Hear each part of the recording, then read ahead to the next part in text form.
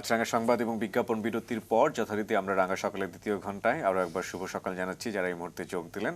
দ্বিতীয় ঘন্টা শুরু হচ্ছে তৃতীয় সফল মানুষটিকে নিয়ে এবং যার কাজ আমরা পুরো ঘন্টা জুড়েই জানার চেষ্টা করব। একই সাথে তার যে বেড়ে ওঠা এবং তার যে জীবন আদর্শ সেগুলো উঠে আসবে তার কথাতে।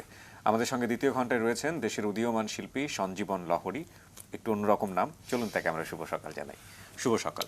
শুভ সকালে গড়ে ওঠা জীবন ও কর্ম সম্পর্কে জি আত্মপ্রকাশের জন্য মাছরাঙা টেলিভিশনের রাঙা সকাল অনুষ্ঠানের আমি আন্তরিকভাবে অভিনন্দন জানাচ্ছি। জি আন্তরিকভাবে অভিনন্দন জানাচ্ছি আমার পরিবার থেকে, আমার নিজ গড়া প্রতিষ্ঠান চারুনিয়ার রিলেশন অফ আর্ট সৃষ্টিশীল সংস্থার পক্ষ থেকে, জি আমার নিজ কর্মস্থল এস.এম. সুলতান ফাইন আর্ট কলেজ যশোর এর পক্ষ থেকে অনেক অনেক ধন্যবাদ মাছরাঙা টেলিভিশনকে। এবং আমি এবং আমরা এই মাছরাঙা টেলিভিশনকে জি কাছে চিরকৃতজ্ঞ থাকব। জি নিঃসন্দেহে আমরা অনেক বেশি অভিনন্দিত হয়েছি এবং আপনি যে সংগঠনগুলোর কথা বললেন, যা বললেন সবই আপনার সৃষ্টির সাথে জড়িয়ে আছে। এগুলো নিয়ে আমরা বিস্তারিত জানবো এবং আমরা আসলে আড্ডাটাকে অনেক বেশি মানে ফ্র্যাঙ্কলি ভাবে দিতে চাই। হ্যাঁ, একটু ঘরোয়া আড্ডা, একটু ঘরোয়া আড্ডার মতো করে দিতে চাই। হয়তো আপনি বুঝতে পেরেছেন। আমরা একটু শৈশব থেকে শুরু করি। নামটা কি রেখেছিল প্রথমে এটা বলেন। সঞ্জীবন লহরী কথাটা বলছেন, আমি আসলে এই নামের উৎসটা খোঁজার জন্য আমি জীবনে মায়ের কাছে, বাপের কাছে, আত্মীয়দের কাছে শোনার জন্য চেষ্টা করেছি। আমার খুব পছন্দ নামটা, আসলে কে রাখছিল এইটা আমি কখনো খুঁজে আবিষ্কার করতে পারিনি। নামের অর্থটা কি পেয়েছেন? হ্যাঁ। আচ্ছা, নামের অর্থটা কি? পুনর্জন্ম। পুনর্জন্ম। বা আর লহরী তো আপনাদের পারিবারিক টাইটেল। লহরী এর কথার অর্থ হচ্ছে তরঙ্গ, অর্থাৎ পুনর্জন্মের তরঙ্গ। বাহ বাহ বাহ বাহ। একটু শুনি যে ছোটবেলাটা কেমন কেটেছে, মানে এই যে আঁকা আঁকির প্রতি ঝোঁক, সেটা কি ছোটবেলা থেকেই ছিল? হ্যাঁ, এটা ছোটবেলায় থেকেই ছিল। তবে আমাদের বংশগতভাবে আমি যেটা ভেবেছি এবং দেখেছি যে এই শিল্পকলা শিক্ষার যে প্রভাবটা জি আমার মামার বাড়ির থেকেই আচ্ছা পাওয়া, কিন্তু সেই মামার কাছে আমি কখনো ছোটবেলাতে এই শিক্ষার থেকে যে প্রভাবিত বা শিক্ষার তালিম নেওয়া, এটা কখনো শিক্ষা জীবনে হয়ে ওঠেনি। কিন্তু আমি যখন আস্তে আস্তে বেড়ে উঠি, স্কুলে যাওয়া শুরু করলাম, তখন আমার যে রাফ খাতা, অঙ্কের খাতা, ইংলিশের খাতা যখন সাদা বাঁধাই করি, তখন ওর উপরে আমার মন থেকে কেমন যেন কোনো একটা কাউকে আঁকা, কোনো একটা দৃশ্য আঁকা, এমনকি আমি কাজী নজরুল ইসলাম, শরৎচন্দ্রের ছবিগুলি আমি পেন্সিল স্কেচে এঁকে আমার খাতাতে কোথাও না কোথাও সাজিয়ে রাখতাম। আমি যখন মাঝে মধ্যে প্রাইভেট পড়তে যেতাম, তখন স্যারের কাছে ছবি দেখাতাম, স্যার আমি এইটা এঁকেছি। সেখানে অন্য বিষয় হতে পারে, পড়াশোনার বিষয়, কিন্তু আমি এক্সট্রাভাবে দেখাতো যে আমি এইটা এঁকেছি স্যার। তখন আমাকে খুব প্রশংসা করতো, বলতো তুমি তো ভালো ছবি আঁকো। বাহ। তা পরবর্তীতে যদি এই সাবজেক্টের উপর কোনো পড়াশোনা করতে পারো, তাহলে হয়তো লাইফে একটা উজ্জ্বল দিক ফুটে উঠতে পারে। জাস্ট আমি এগুলি শুনতাম, জানতাম এবং নিজের তাগিদেই স্টাডি করতাম। আচ্ছা, ছোটবেলা থেকেই অনুপ্রেরণা পেয়েছেন? হ্যাঁ, অনুপ্রেরণা পেয়েছি। যেমন আমি নিজেই বিষয়টাকে বুঝিয়ে আমার আগায় যেতে হয়েছে, কিন্তু সমাজ, পরিবার এই সাবজেক্টের গুরুত্বটা তেমন জানতেন না, যে এই সাবজেক্টের ভবিষ্যৎ এত এটা ভালো। তারা জানে, আসলে বাংলাদেশের বেশিরভাগ অভিভাবকরা জানে যে আসলে শিক্ষাটার মানে হচ্ছে ভালো চাকরি করবে, এটাই আশা করে। আসলে সেই শিক্ষাটার ভিতর যদি সৃষ্টিশীল যদি কিছু দেওয়া যায়, সেই রকম কিছু সৃষ্টিশীল আবিষ্কার করা যায়, শিক্ষার উদ্দেশ্য যদি সেই রকম কিছু কল্পনা আগের থেকে পরিকল্পনা থাকে, তাহলে শিক্ষাটা সাধারণ বিষয়কে অনেক ঊর্ধ্বে নেওয়া সম্ভব হয়। খুব ভালো। সেই অনুপ্রেরণা পাওয়ার জন্য আমি নিজেকে চর্চা করতে করতে একসময় মনে করেছিলাম যে আমি আর্ট কলেজে ভর্তি হব। এসএসসির পরে আর্ট কলেজ, এসএসসির পরে আর যাওয়া হলো না, কেননা কি জানি আমি নিজে ভেবে আর মনে করলাম যে সাধারণ কলেজগুলিতে পড়াশোনা করি। ওকে, এবং এই যে আপনার পড়াশোনা, আপনার কাজ, সেই সম্পর্কে তো আমরা বিস্তারিত শুনবো আপনার মুখ থেকে। আপনার সম্পর্কে আমরা একটু বলতে চাই, আমাদের দর্শকদেরকে একটু জানিয়ে নিই। হ্যাঁ, দেশের উদীয়মান শিল্পী সঞ্জীবন লহরী রয়েছেন দ্বিতীয় ঘন্টায় আমাদের অতিথি হয়ে। পেন্সিল স্কেচ, ক্যানভাস চিত্র, পোড়ামাটির ফলক, ভাস্কর্য সহ বিভিন্ন নান্দনিক শিল্পকর্ম তৈরি করে চলেছেন তিনি। চট্টগ্রাম বিশ্ববিদ্যালয় থেকে বিএফএ এবং এমএফএ ডিগ্রি অর্জন করেছেন তিনি। দেশের বিভিন্ন স্থানে আঞ্চলিক ও জাতীয়ভাবে আয়োজিত 2টি একক ও বেশ কিছু যৌথ প্রদর্শনীতে অংশ নিয়েছেন। প্রতিভাবান চিত্রশিল্পী সঞ্জীবন লহরী 2002 সাল থেকে যশোর এস.এম. সুলতান ফাইন আর্ট কলেজে শিক্ষকতা করছেন। পাশাপাশি গ্রামের বিভিন্ন স্কুলে গিয়ে ছাত্রছাত্রীদের চিত্রকলা শিক্ষা দেন এবং ছাত্রছাত্রীদের অঙ্কিত চিত্রের প্রদর্শনী করেন গ্রাম পর্যায়ে। এই কাজটি সহজভাবে করার জন্য তিনি চারুনীর নামে একটি সংগঠন প্রতিষ্ঠা করেছেন। শিল্পী সঞ্জীবন চট্টগ্রাম ত্রিতরঙ্গের প্রদর্শনীতে সেরা ভাস্কর্যের পুরস্কার, কণ্ঠশীলন, গুণীজন সম্মাননা পদক 2005 সহ নানা পুরস্কারে ভূষিত হয়েছেন। আমরা চলে যাব তার কাছে এবং তার কাজ সম্পর্কে, তার জীবন সম্পর্কে আমরা জানছিলাম। জি, আপনি খুব স্বাভাবিক একটা চিত্র তুলে ধরেছেন যে কিভাবে বাবা মারা চান যে আমার ছেলে ডাক্তার হবে, ইঞ্জিনিয়ার হবে, সরকারি কর্মচারী হবে। তো যখন আপনি আঁকাআঁকির বিষয়ে পড়তে চাইলেন, বলছিলাম মাত্রই যে আপনি চট্টগ্রাম বিশ্ববিদ্যালয়ে পড়াশোনা করেছেন, তখন পরিবার থেকে কেমন প্রতিক্রিয়া এসেছে? আমার পরিবারে যারা মেম্বার, মা বাবা ভাই, আসলে ছোটবেলা থেকে আমার আবেদনটা তারা রাখতেন। আমি যে কথা বলতাম, যে উদ্দেশ্য, যে পরিকল্পনাটা করতে যেতাম, সেটাকে আমাকে সহযোগিতা করতেন। আচ্ছা। এবং আমার উপর বাপ মা ভাই বোনদের একটা আত্মবিশ্বাস ছিল। আচ্ছা। আমি যখন এসএসসি পাশের পরে ইন্টারমিডিয়েট পাশ করার পর যখন আমি এই চারুকলার উপর পড়াশোনার একটা আগ্রহ প্রকাশ করার জন্য খুঁজতে লাগতাম, তখন একটা ঘটনা আছে, খুব আসলে মজার ঘটনা আমার লাইফটা এই পথে যাওয়ার কি কারণ। ইন্টারমিডিয়েট পাশের পরে আমি ঢাকা ইউনিভার্সিটি এবং রাজশাহী ইউনিভার্সিটিতে অ্যাডমিশন টেস্ট পরীক্ষা যাওয়ার জন্য প্রস্তুত হচ্ছি।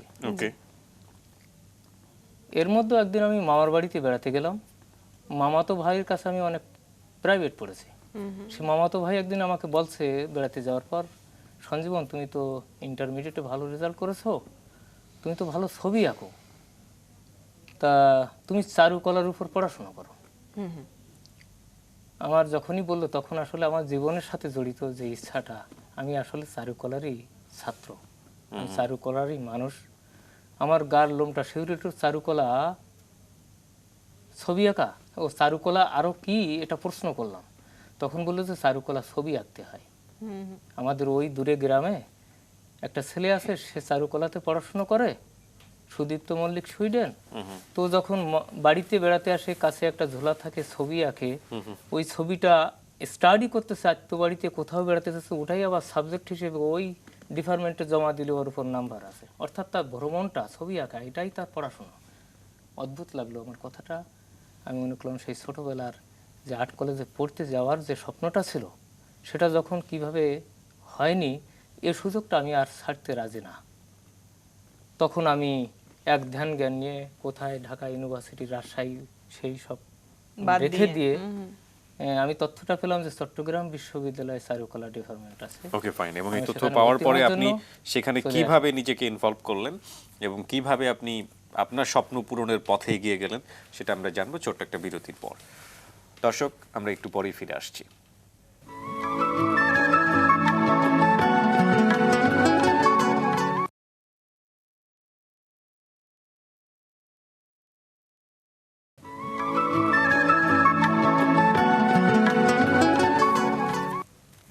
ফিরে এলাম বিরতির পর। চলছে মেরিল স্প্ল্যাশ রাঙা সকাল। আমাদের সাথে দ্বিতীয় ঘন্টায় অতিথি হয়ে আছেন দেশের উদীয়মান শিল্পী সঞ্জীবন লহরী।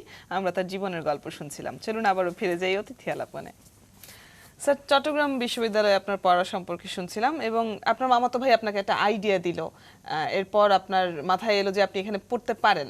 তো তারপর পড়া কি করে হলো এবং ড্রয়িং অ্যান্ড পেইন্টিং নিয়ে সম্ভবত আপনি পড়াশোনা করেছেন। আমি ড্রয়িং অ্যান্ড পেইন্টিং, আপনার সেখানকার শিক্ষা সম্পর্কে একটু শুনি। কমপ্লিট করি। জি। অনার্সটা কিসে থাকে? অনার্স না? অনার্স চারুকলার উপরে। চারুকলার উপরে। ওখানে আপনার সাবজেক্ট কি থাকে? পেইন্টিং। পেইন্টিং, ওকে। তো ভর্তি হওয়ার পরে আপনি যে স্বপ্নের কথা বলছিলেন, অদিতির সাথে একটু যোগ করে দিই, যে যখন আপনাকে এরকম একটা খোঁজ দেয়া হলো, তখন আপনার আপনি বলছিলেন যে শিহরিত হলেন আপনি, এবং ভর্তি হওয়ার পরে আপনি যে সিস্টেমটা পেলেন, সেটা কি আপনার মনটাকে মানে ওই স্বপ্নের কাছাকাছি নিয়ে যেতে পেরেছে? হ্যাঁ, আমি সফল হয়েছিলাম কারণ আমি যখন বিশ্ববিদ্যালয়ে ভর্তি হই, হওয়ার পরে একটা বিষয় ছিল কি, আমি অনার্সে যখন ভর্তি হই তার আগে আমার এই স্টাডিটা একাডেমিকভাবে আমার ছিল না। জি। ওই বিশ্ববিদ্যালয়ে আর্ট কলেজ থেকেও একটা ডিগ্রি পাশ করার পরে এসে অনার্সে ভর্তি হয়। আচ্ছা। এমন ছাত্রছাত্রীদের সাথে গিয়ে আমার ওই ছবি আঁকার স্টাডিতে পড়তে হলো, একাডেমিক শিক্ষায়। তখন আমি ভালো কাজ স্টাডি করার জন্য, ভালো নাম্বার পাওয়ার জন্য, ক্লাসে ভালো নাম্বার পাইতে পারি, সেশনাল নাম্বার যেটা যোগ হবে, এজন্য আমি মরিয়া হয়ে উঠলাম যে তারা ভালো নাম্বারটা নিয়ে যাচ্ছে, আমার তো স্টাডি নাই। তখন তাদের কাজ দেখে, তাদের স্টাডির কৌশল দেখে আমি কিন্তু রপ্ত করা শুরু করলাম, স্টাডি করা শুরু করলাম যে আমাকে সেশনাল নাম্বার থেকে আমি কেন পিছায় যাব। যদি আমার স্টাডি ছিল না, এটা আমার দুর্বলতা না, আমি এখনই স্টাডি করে আগায় যাব। যাক, ভাগ্য যে স্টাডি করতে করতে আমার অধ্যবসায় এত মানে সিরিয়াসলি আমি শিখতে লাগলাম যে কিছুদিন পরে দেখি যে যারা ভালো ছবি আঁকে স্টাডি করে আসছে আর্ট কলেজ থেকে, তাদের কাছাকাছি আমি পৌঁছাই, তাদের সমমানে নাম্বার পেতে শুরু করলাম। চমৎকার। এবং আমার একটা জীবনের প্রতিজ্ঞা, যেটা যখন আমি কোনো শিক্ষা নিতে যাই কোনো শিক্ষকের কাছে, তখন আমার ওই সময়টা বিলিয়ে দিয়ে শিক্ষা গ্রহণ করার জন্য নিজেকে, অর্থাৎ অন্য কোনো মনস্ক রাখি না। একটা রেকর্ডই আমার ছিল চট্টগ্রাম বিশ্ববিদ্যালয়ে, যেটা হচ্ছে অনার্স পড়াকালীন সময়ে কোনো স্যারের কোনো প্র্যাকটিক্যাল হোক, থিওরি হোক, কখনো কোনো আমার অনুপস্থিত খাতাতে অনুপস্থিত দেখাতে পারেনি। আমি যেটা অনুমান করছিলাম আপনার কথা শুনে, একটু যোগ করি আপনার সাথে, যে আমার কেন জানি মনে হচ্ছে আপনি খুব বেশি সিরিয়াস, মানে যে কোনো বিষয়ে খুব বেশি সিরিয়াস। এই সিরিয়াসনেসটার কারণে কি ব্যক্তিগত জীবনে কোনো ধরনের কোনো সমস্যায় পড়েছেন কখনো? কারণ থাকে না যে একটা কাজ হয়তো এত বেশি সিরিয়াস দিয়ে করছেন, মানে এত বেশি মানে মনোযোগ দিয়ে করছেন, দেখা গেলো পাশাপাশি আরেকটা কাজ ড্যামেজ হয়ে গেছে, বা হয় অনেক সময়। এই সিরিয়াসনেসের কারণে কোনো প্রবলেমে পড়েছেন? না, আমার এই সিরিয়াসের কারণে আমি একটা নিজেকেই প্রমাণ পেয়েছি যে আমি যখন যে কাজ ভাবি, যখন যে কাজ করি, তখন সেই কাজটাই নিয়েই আমি ভাবি, অন্য কাজের মাথায় কোনো চিন্তা আনি না। তখন আমার এই চিন্তাটার জন্য আমার অন্য কাজের কোনো সমস্যাও হয় না। অর্থাৎ আমি যে কাজের পরিকল্পনা করছি, কাজ করা শুরু করছি, সেটাই আমি দেখি যে আমার পজিটিভলি, আমার রেজাল্টটা পজিটিভলি হয়েছে, ভালো হয়েছে। ওকে, ভালো। সেটা হলে তো খুবই ভালো। একটু শুনি যে এই যে পড়াশোনার প্রসঙ্গে ছিলাম, ড্রয়িং এন্ড পেইন্টিং নিয়ে আপনি পড়াশোনা করেছেন, তবে আপনাকে তো বোধহয় ভাস্কর্য নিয়েও পড়াশোনা করতে বলা হয়েছিল। হ্যাঁ, কথাটা বলি, যখন আমি অনার্স পড়াকালীন সময় প্রথম বর্ষে প্রত্যেকটা ডিপার্টমেন্ট, যেমন ওই ছাপচিত্র, ভাস্কর্য, তারপরে স্কেচ, জল রং, এসব বিষয়গুলির উপরে কাজ করতে হয়। তখন আমি ভাস্কর্য করা, যখন ক্লাস আসে তখন আমি ভাস্কর্য করি। তখন আমাদের বিখ্যাত, দেশের সুনামধন্য বিখ্যাত শিল্পী সৈয়দ আব্দুল্লাহ খালিদ আমাদের স্যার ছিলেন। স্যার একদিন বলছে যে সঞ্জীবন, তুমি ভাস্কর্যের উপর পড়াশোনা করো। স্যারের কথা শুনে আমি স্যারকে ধন্যবাদ জানালাম, উৎসাহ পেলাম আমি যে স্যারে যেন আমার কাজের ভেতরে ভালো কিছু খুঁজে পেতে পারে, তা না হলে আমাকে ওই সাবজেক্টে পড়ার জন্য কেন বা বলবে। জি জি। তখন আমি মনে করলাম যে আসলে পেইন্টিং এর উপর আমি পড়াশোনা করব, পেইন্টিং এর উপর কৌশল রপ্ত করার জন্য স্টাডি বেশি প্রয়োজন। ভাস্কর্যটা সিনিয়র ভাইদের, স্যারদের কাছ থেকে চলতে ফিরতে ও টেকনিক্যালি বিষয়টা আমি জেনে নেব, এটা আমার মনের ভিতর ক্ষুধা থাকলো যে আমি জানবো, প্রশ্ন করে জানবো।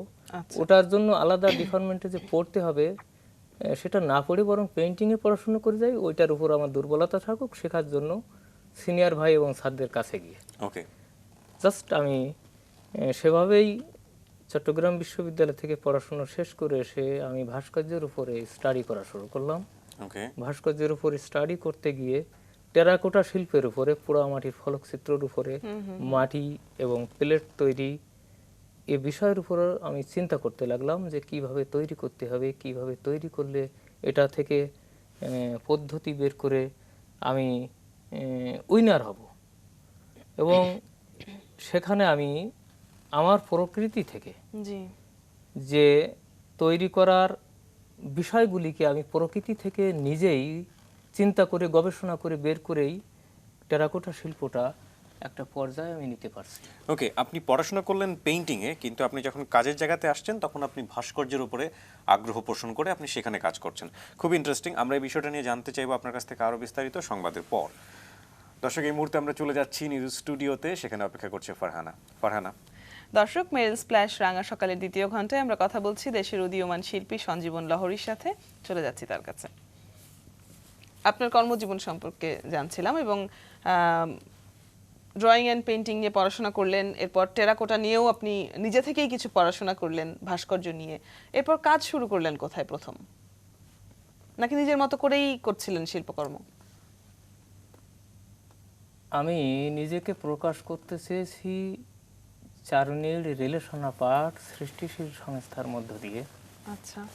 এই সংস্থায় আমি শিল্পকর্ম, টেরাকোটা শিল্পের একটা ডিপার্টমেন্ট, পেইন্টিংয়ের ডিপার্টমেন্ট, স্কাল্পচার ডিপার্টমেন্ট, চারুনীর নলেজ ব্যাংক, লাইব্রেরি গঠন করেছি।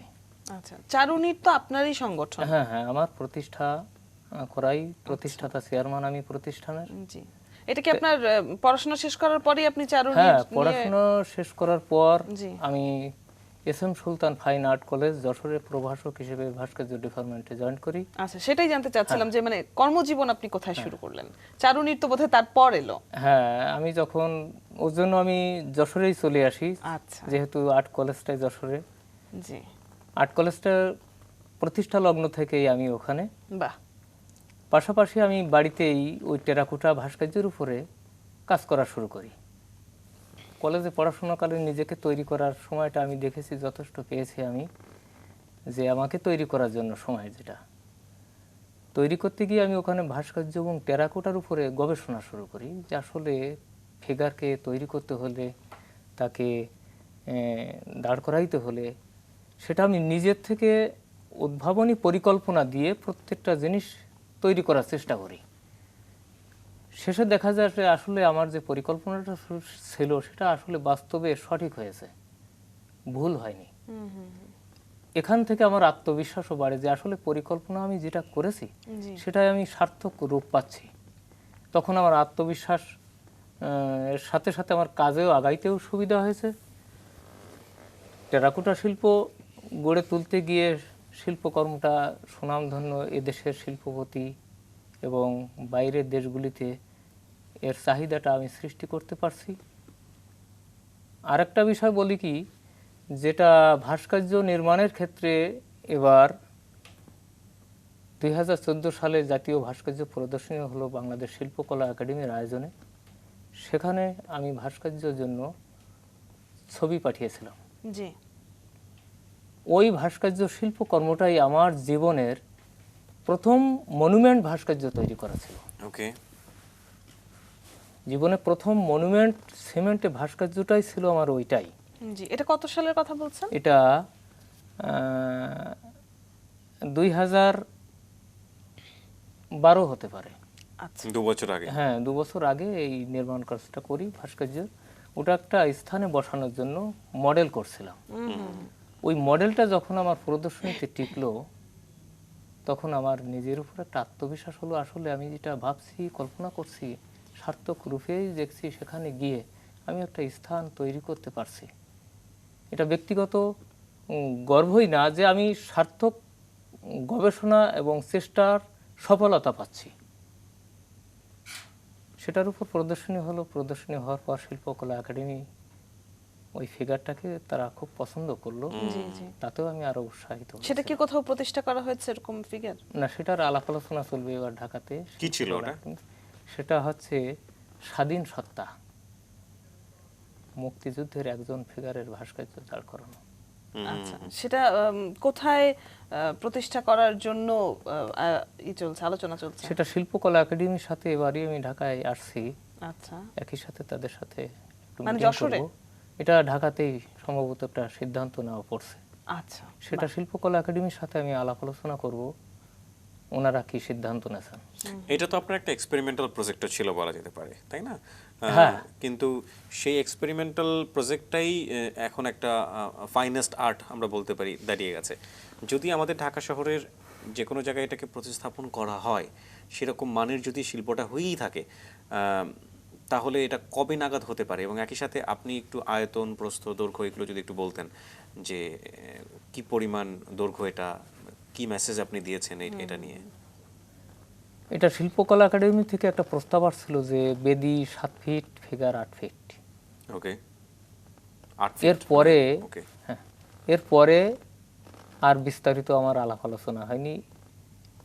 এরপরেই দেখি আমি ওনাদের সাথে বসে পূর্ণ আলাপটা করব কিভাবে করতে হবে। জি, এই যে প্রদর্শনীটির কথা বললেন, এটা তো একটা কম্পিটিশন মতো ছিল, যেখানে আপনি জমা দিয়েছিলেন আপনার তৈরি ফিগার। সেটা প্রথম প্রদর্শনী ছিল আপনার জীবনের? না, এটা জাতীয় পর্যায়ের ভাস্কর্য প্রদর্শনীটা আমার জীবনের জন্য প্রথম, এবং এদেশে বহু বছর ভাস্কর্য শিল্পের উপর জাতীয় পর্যায়ের প্রদর্শনী সম্ভবত অনেক বছর পরই হয়েছে। বাহ, আমরা একটু প্রদর্শনী সম্পর্কে শুনি। আপনার দুটো একক প্রদর্শনী হয়েছে, সেই দুটো কি নিয়ে হয়েছে এবং কোথায় হয়েছে? 2001 সালে চট্টগ্রাম বিজয় মেলা জি বই মেলার প্রাঙ্গণে আমি প্রথম একক চিত্র প্রদর্শনী করি। জি, এর মূলে আমার একটা পরিকল্পনা ছিল যে গতানুগতিক ধারায় যে গ্যালারিতে প্রদর্শনী হয় মানুষের, শিল্পীদের, সেখানে ইনভাইট করে মানুষকে আনতে হয়। আমি চিন্তা করলাম যে আসলে একক চিত্র প্রদর্শনীটা মানুষ আসবে সেখানে আমি দেখাবো, ইনভাইট না। এমন একটা ক্ষেত্র বইমেলাকে আমি নির্বাচন করে বইমেলা কমিটির কাছে বললাম যে আমি এই বইমেলার সাথে আরেকটা মাত্রা যোগ করতে চাচ্ছি শিল্পকলার, আমি একক প্রদর্শনী করব। ওনারা আমাকে দুটো বড় রুম ছেড়ে দিলেন গ্যালারির জন্য, খুশি হলেন। জি তারপর যখন শুরু হয়, আমি জানি যে ওই মানে বইমেলাতে যে দর্শকগুলি আসবে, যারা আসবে ওই মেলাতে, তারা কিন্তু অন্য মেলার থেকে রুচিবানের দিক থেকে আলাদা। কেন বই কিনতে আসে, বইয়ের স্টলের কাছে আসে, তাদের মানসিকতা একটু শিল্পকলার সাথে জড়িত। তারাই যখন আসবে ওখানে, তখন আমার প্রদর্শনীর সার্থকতার রূপ আসবে। তখন বাংলাদেশের বিখ্যাত শিল্প সমালোচক আবুল মনসুর স্যারকে বললাম স্যার, এরকম একটা প্রদর্শনী আয়োজন করছি, একক চিত্র প্রদর্শনী, জি স্যার আমি সার্থক রূপ পাচ্ছি। আমি চাইছিলাম যে একটু ব্যতিক্রমীভাবে আমি প্রদর্শনীটা জীবনে প্রথম প্রদর্শনী উপস্থাপন করব। স্যারও বললেন যে আসলে একটা সার্থক প্রদর্শনীর চিন্তা করেছো। আমি খুব খুশি হয়েছিলাম। জি। এবং ওই দ্বিতীয়বার কোথায় ছিল? দ্বিতীয়বার ওই প্রদর্শনী করার পরে ওখানে অনেক লোক এসে আমার ঠিকানা, আমার সম্পর্কে জানলো। জানার পরে বাঙালি সংস্কৃতি মেলা চট্টগ্রাম 2002 সালে ওনাদের ওই সংস্কৃতি মেলা যে অনুষ্ঠানটা করবে, ওখানে আমার একক চিত্র প্রদর্শনীর জন্য আমাকে ইনভাইট করলো। তখন দ্বিতীয় একক চিত্র প্রদর্শনী বাঙালি সংস্কৃতি মেলার আয়োজনে চট্টগ্রাম প্রেস ক্লাবে হয়েছিল। বাহ, সেটা হচ্ছে আমার স্টুডেন্ট লাইফের যেসব শিল্পকর্ম অঙ্কিত ছিল, সেই সব শিল্পকর্মগুলি দিয়েই তাৎক্ষণিকভাবে সে প্রদর্শনীর সফলতা আনানোর চেষ্টা করেছিলাম মেলাকে কমিটির কাছে। চমৎকার। আমরা আপনার কাজ সম্পর্কে জানছি এবং চারুনির সম্পর্কে বিস্তারিত জানবো। শেষবারের মতো একটি বিরতি নিয়ে নিই। দর্শক, যাচ্ছে একটি বিরতিতে, আশা করছি আমাদের ছেড়ে কোথাও যাবেন না।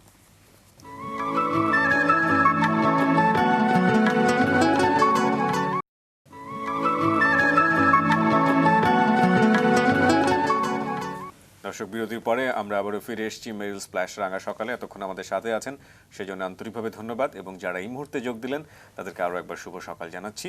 আর আমাদের সঙ্গে রয়েছেন দেশের উদীয়মান শিল্পী সঞ্জীবন লাহড়ী। চলে যাচ্ছি তার কাছে। আচ্ছা, একটা বিষয় আমরা যখন আপনার সম্পর্কে বলছিলাম, খুবই ইন্টারেস্টিং মনে হয়েছে আমাদের কাছে যে শিশুদের আঁকা ছবি নিয়ে আপনি গ্রামে চিত্র প্রদর্শনীর ব্যবস্থা করেছেন, যদি ভুল না বলে থাকি। এই কনসেপ্টটা কিভাবে আসলো মাথায়? চারুনীর রিলেশন পার্ট সৃষ্টিশীল সংস্থার একটি ডিপার্টমেন্ট হচ্ছে চারুনীর art view and resource centre. Okay. এই সেন্টারের মূল লক্ষ্য হচ্ছে এদেশে সৃষ্টিশীল মানব সম্পদ তৈরি করা। জি। অর্থাৎ শুধু মানব সম্পদ নয়, মানব সম্পদের আগে সৃষ্টিশীল যোগ করেছি আমি। সৃষ্টিশীল মানব সম্পদ তৈরির জন্য আমি বেছে নিয়েছি শিশুদের একটা বয়সকাল সময়ে, তাদের ভাষা শেখার সময়, ভাষা রপ্তের সময়, সমাজের মানুষের আচরণ শেখার সময় আমরা যদি তাদের সৃজনশীলতার মূল উৎসগুলি স্টাডি করিয়ে তৈরি করি, তাহলে নিশ্চিত একটা আলাদা সৃষ্টিশীল মানব সম্পদের জেনারেশন তৈরি হবে। এটা আমার দৃঢ় বিশ্বাস, এবং এটা আমি বড় আশা করে, এবং এটাকে সার্থক রূপ দেওয়ার জন্য আমি কার্যক্রম শুরু করি চারুনীর আর্ট ভিউ অ্যান্ড রিসোর্স সেন্টারের মাধ্যমে। এদেশে খুলনা বিভাগ প্রথম শুরু করি, পাশাপাশি এদেশে বিভিন্ন বিভাগে এর সেন্টার খোলার জন্য একটা পরিকল্পনা নিয়ে কাজ করে যাচ্ছি। জি। কতগুলো প্রদর্শনী হয়েছে এখন পর্যন্ত? এই প্রদর্শনী করতে গিয়ে আমি শিশুদের নিয়ে যখন ছবি এঁকে তাদের কালচার এবং তাদের মনের জায়গাটা তৈরি করে জি। গ্রামের মানুষকে ডেকে আমাকে একটা হেল্প করছে দেশের স্কুল প্রতিষ্ঠানগুলি। তখন আমি যেখানে সেন্টার খুলতে না চাচ্ছি না সেটা ঠিক আছে, কিন্তু আনুমানিক কতগুলো প্রদর্শনী হয়েছে এখন পর্যন্ত? ওদের প্রদর্শনী হয়েছে, শুরুটা বেশি দিন করিনি আমি, 2005 সাল থেকে এটা চালু করছি এই ডিপার্টমেন্ট। সেখানে প্রদর্শনীর সংখ্যা ওদের বেশি না, 5 থেকে 6টা মতো করছে। 5 থেকে 6টা। এবং কিন্তু এই ওদের কাজগুলো তৈরি করতে করার গিয়ে জন্য জি আপনি অনেক সহযোগিতাও পেয়েছেন, আমরা সেগুলো জানবো। ইনফ্যাক্ট আমরা যখন কাজের কথাই বারবার বলছিলাম যে আপনার যেহেতু এই আর্টের প্রতি অনেক বেশি আগ্রহ এবং সে জায়গা থেকে আপনি অনেক ভ্যারাইটিস কাজ করছেন, আমরা সেই কাজের কিছুটা স্যাম্পল এই মুহূর্তে আমাদের দর্শকদের একটু ছবি আকারে দেখাতে চাই। চলুন দর্শক আমরা সবাই মিলে একটু দেখি। পেন্সিল স্কেচ এগুলো, তাই তো? হ্যাঁ, পেন্সিল একটু ছবিগুলো সম্পর্কে বলুন আমাদেরকে। এটা কি, মানে কার চিত্র এটা? এই যে পেইন্টিং যে প্রতিকৃতি, জি। এটা আমার খুব শোভাকাঙ্ক্ষী ছিলেন, আচ্ছা আচ্ছা, বাহ। আমাকে খুব ভালোবাসতেন এবং আমার দাদাকে খুব ভালোবাসতেন। দাদা একদিন এসে আমাকে বলছে ঘটনাটা আচ্ছা, যে শওকত চাচার একটা ছবি এঁকে দিতে হবে। Okay fine. বাহ। তো সেই শুভাকাঙ্ক্ষীর এটা, তারপরেরটা এটা তো এটা নরমালি একটা হচ্ছে চিত্র আমরা বুঝতেই পারছি। হ্যাঁ, জয়ী যে বাঙালি জয় হতে পারে, যুদ্ধ জি, করে পতাকা তাদের হাতে একটা, নিয়ে হ্যাঁ, এগিয়ে যাচ্ছে তারা। নৌকায় তারা যুদ্ধ করতে যেতে পারে, সেটার উল্লাস বাহ। জয়ের, সেটা প্রকাশ পেইন্টিং। এখানে আপনি টেরাকোটার কাজ করছেন। এখানে আমি টেরাকোটার কাজ এটা করছি। কি মাটির ওপরে না? হ্যাঁ, মাটির উপরে। ওকে। এটা এই ধরনের কাজ করার পর তো এটা পোড়াতে হয়, তাই না? এটা ফায়ারিং দিতে হয়। ওকে। চমৎকার। টেরাকোটার কাজ আমাদের